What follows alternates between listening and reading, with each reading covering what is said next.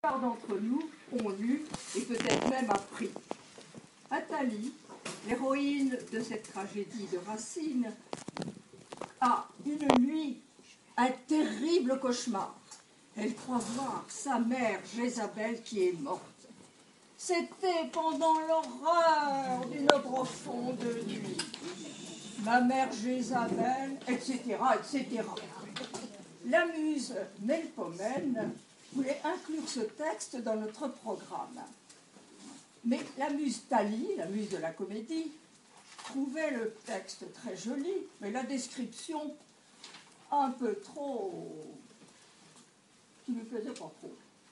Alors, elle improvisa une nouvelle version, rigolote, mais il faut dire pas très respectueuse pour le grand Racine. Nous hésitions entre des deux textes. Finalement, nous vous proposons les deux, à vous de vous faire votre opinion. C'est Raymond qui dira la version classique et Hélène la version rigolote.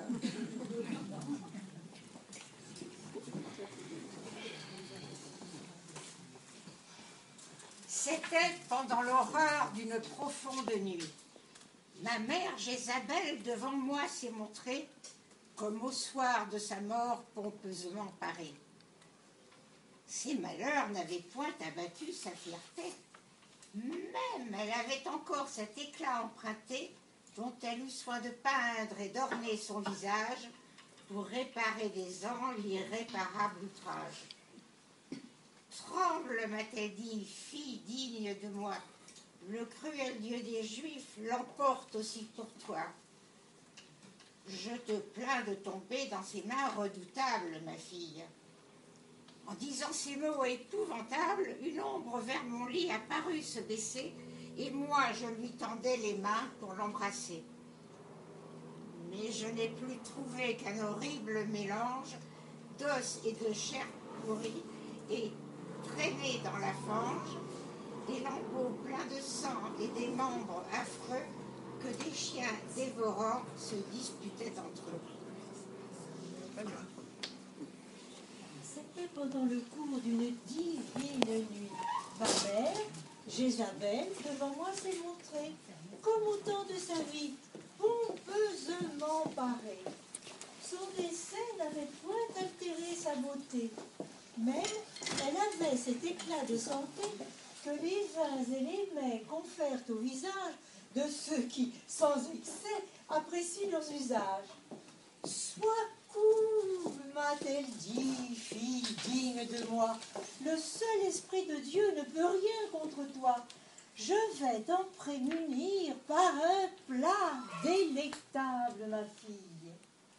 En me parlant de ce plaisir de table, son ombre vers mon lit apparut se baisser, et moi, je lui tendais les mains pour l'embrasser. Mais je n'ai plus trouvé qu'un délicieux mélange de fraises et de melons parfumés à l'orange, le tout agrémenté d'une divine glace que, pleine d'appétit, j'ai dégusté sur place. Mais Aussi, maman, je veux te louanger, toujours, pour m'avoir...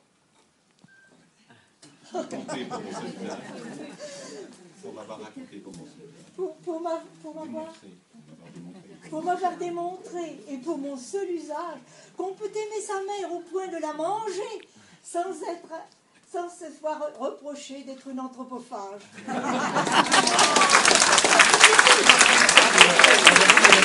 De médication qui lui sont prescrites par ce dernier. Argan voudrait que sa fille Angélique épouse Thomas Diaphorus, le fils de M. Purgon.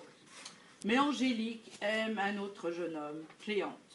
Toinette, la servante d'Argan, est bien décidée à défendre Angélique pour déconsidérer M. Purgon. Toinette se déguise en médecin et vient se présenter à Argan comme si elle était un médecin réputé. Dans le rôle de Toinette, Odile, et dans celui d'Argan, Jean-François. Odile et Jean-François ont rejoint notre troupe il y a quelques semaines.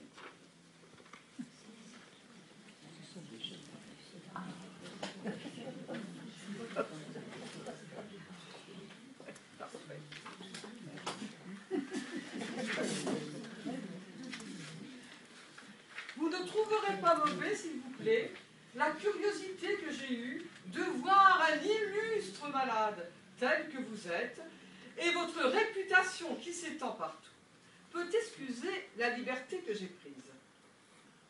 Je suis votre serviteur, monsieur. Je vois, monsieur, que vous me regardez fixement.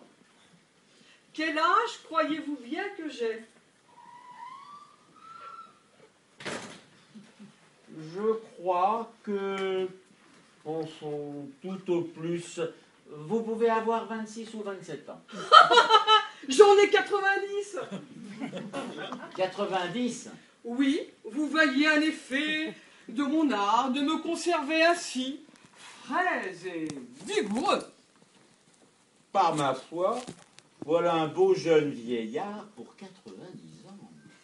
Je suis médecin passager, qui vais de ville en ville, de province en province, de royaume en royaume, pour trouver d'illustres matières à ma capacité, pour trouver des malades dignes de m'occuper, capables d'exercer les grands et beaux secrets que j'ai trouvés dans la médecine.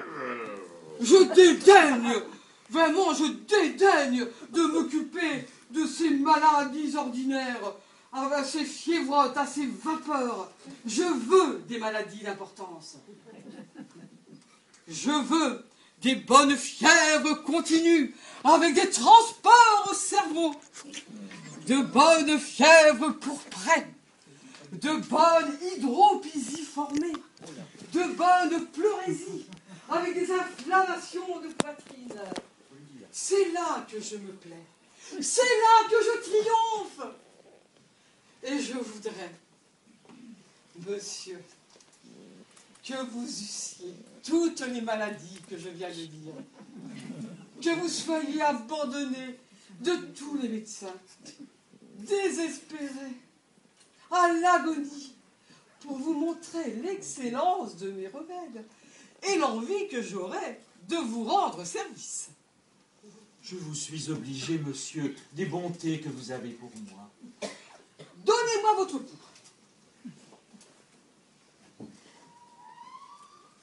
Ah, que l'on batte comme il faut. Ah, je vous ferai bien aller comme vous devez. Ouais. Ce pouls-là fait l'impertinent. Je vois que vous ne me connaissez pas encore. Qui est votre médecin? Monsieur Purgon. Cet homme-là n'est pas inscrit d'entre les grands malades, d'entre les grands médecins. De quoi dit-il que vous êtes malade? Il dit que c'est du foie. D'autres disent que c'est de la rage. Ce sont tous des ignorants. C'est du poumon que vous souffrez. Du poumon? Oui, du poumon. Que sentez-vous? Je sens de temps en temps des douleurs de tête. Le poumon. Il me semble parfois que j'ai un voile devant les yeux. Le poumon. J'ai quelquefois des maux de cœur. Le poumon. Je sens parfois comme une lassitude par tous les membres. Justement, le poumon. Et il me prend quelquefois des douleurs dans le ventre. Comme si j'avais des coliques. Justement, le poumon. Vous avez appétit à ce que vous mangez? Oui, monsieur. Le poumon. Vous aimez boire un peu de vin?